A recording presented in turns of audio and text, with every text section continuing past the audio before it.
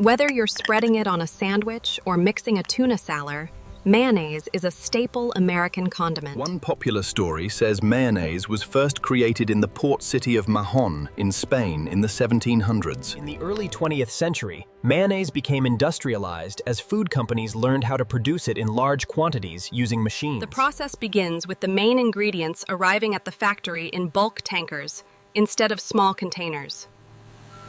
A male worker connects a sanitary hose to the tanker valve, transferring liquid eggs into large refrigerated storage tanks. At the same time, soybean oil arrives separately, often by rail tanker or large delivery trucks. Factory workers prepare the other ingredients that give mayonnaise its flavor, measuring according to the company's recipe.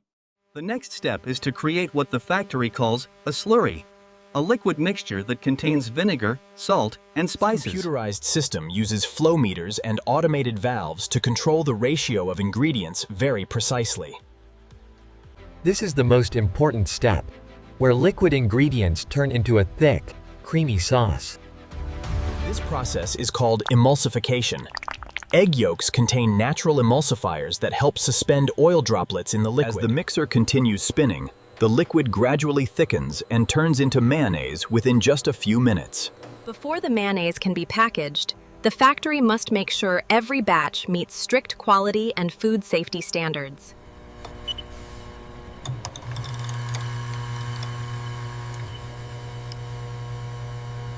Once the mayonnaise passes quality control, it moves to the packaging line, where automated machines fill jars. A rotary filling machine dispenses mayonnaise into plastic jars, filling each jar in just a fraction of a second. After filling, the jars move to a capping machine. Inside many lids is a foil seal, and another machine uses induction heat to seal it. The jars move to a labeling machine, and finally, the finished products are packed into boxes and stacked onto pallets. From there, the mayonnaise eventually ends up in refrigerators and picnic tables across the country.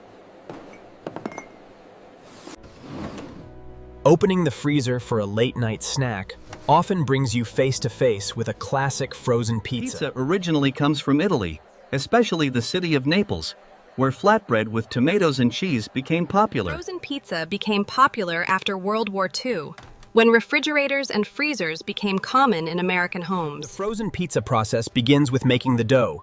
Factories combine flour, water, yeast, and salt in very large industrial mixers. The mixer kneads the ingredients for several minutes until the dough becomes smooth and elastic.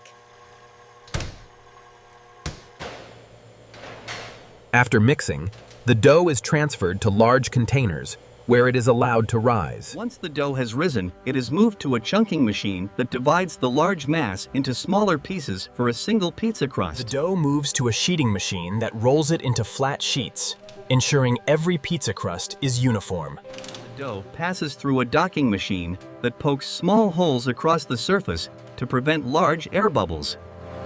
Next, a large circular cutter cuts the dough into round pizza crust shapes. The round crusts then move along a conveyor belt toward the topping stations.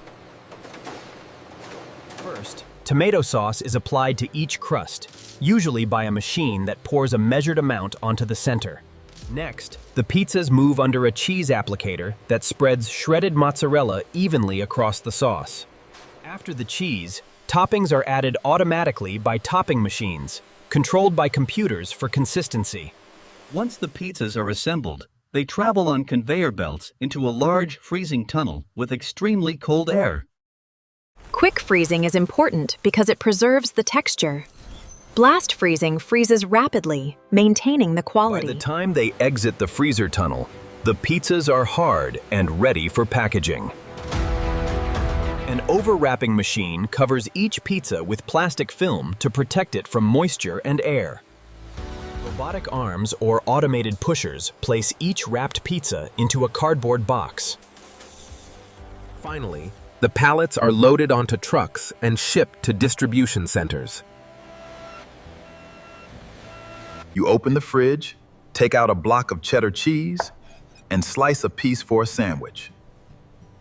Cheddar cheese originally comes from the village, where farmers began making this type of cheese hundreds of years ago. As the dairy industry grew, farmers began forming cooperatives, sending their milk to a central cheese factory. The cheddar cheese process begins on dairy farms, where cows are milked every day using automated milking machines. The fresh milk is stored in large stainless steel tanks on the farm, cooled quickly to keep it fresh. Milk trucks travel from farm to farm, collecting milk and transporting it to the cheese factory. When the milk arrives at the cheese plant, it is pumped into silos and the factory tests it for quality, fat content, and safety. After the milk arrives, the first major step is pasteurization, heating the milk to kill harmful bacteria. Add a starter culture of bacteria to the milk, converting lactose into lactic acid. After the bacteria, another ingredient called rennet is added, causing the milk to coagulate into a solid mass. As the milk coagulates, it separates into two parts called curds and whey. Large stainless steel wire cutters cut the curds into small pieces, which helps release more whey. Curds are slowly heated and stirred. Cooking helps remove more whey and changes the texture of the cheese. After enough whey has been removed, the curds and whey are separated, and the liquid is drained away.